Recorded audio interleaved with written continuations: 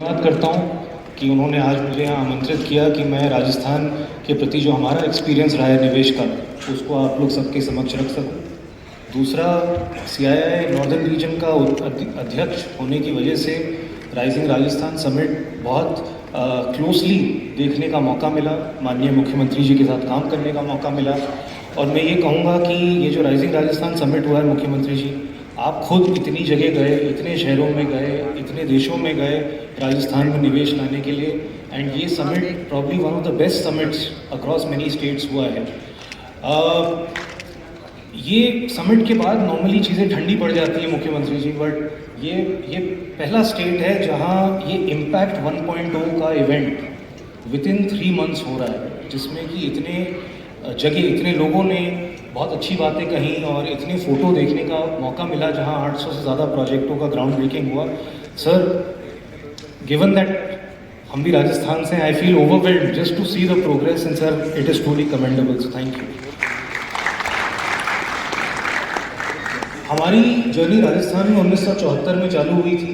In fact माननीय मुख्यमंत्री जी के नेतृत्व में पिछले वर्ष हमने 50 साल राजस्थान में पूर्ण किए।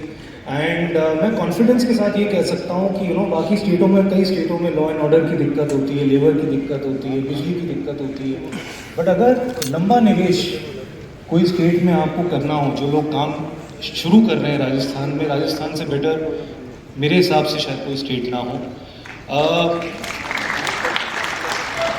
दी mineral wealth and the solar radiation wealth, हमने 1984 में नागौर में एक वाइट सीमेंट प्लांट की शुरुआत की। आज हम लोग second largest white cement producer हैं सर, और वो वाइट सीमेंट का पत्थर सिर्फ नागौर में मिलता है। सिमिलरली हम लोग का निवेश राजस्थान में 10,000 करोड़ से ऊपर हो चुका है, अगले 5 साल में 6,000 करोड़ और होगा, जिसमें कि हम जैसलमेर में एक 100% ग्रीन एनर्जी का प्लांट लगाएंगे। हमने पिछले कुछ वर्षों में CII और JK सीमेंट द्वारा कुछ सुझाव राजस्थान सरकार के समक्ष रखे थे। पहला था कि बहुत उद्योगपति आते थे, कहते थे ज़मीन नहीं मिलती, एंड जो ये डायरेक्ट लैंड अलॉटमेंट पॉलिसी है, it is truly commendable and differentiating Rajasthan.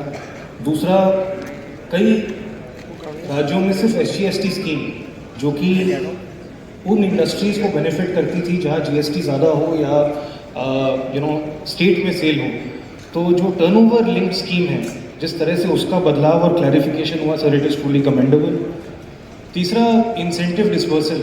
काफ़ी स्टेट हैं जहाँ पे पॉलिसी आती है बट इंसेंटिव डिस्बर्स नहीं होते, बट पिछले कुछ महीनों में जिस तरह से इंसेंटिव डिस्बर्सल पे काम चला है राजस्थान में, it has changed. And RIPS 2024 की जो क्लैरिफिकेशन आई है और सेक्टोरल बेस्ड पॉलिसीज़ में चेंजेस आए हैं, again it gives an opportunity for everyone.